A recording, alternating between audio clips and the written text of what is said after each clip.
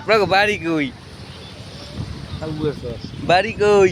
আমার বাড়ি হয়েছে যাইয়া চুতলের মোড়। চুতলের মোড় এখানে চিনেন? কি করেন? এখানে আসছি আমি, এখানে আমার ব্যবসা আছে। এই যে চেয়ার গুলান দেখেন না, এই চেয়ার গুলান আমি এখানে ভাড়া দেই। ও দাদা তো বিয়ে করবেন শিগগিরই না? হ্যাঁ, বিবাহ এখন করতে পারি, এখান থেকে ব্যবসার যে ইনকাম হয় তাতে একটা নারী রাখতে পারি। আমার সাহস হয় একটা নারী রাখতে, সে সাহস হয় আমার।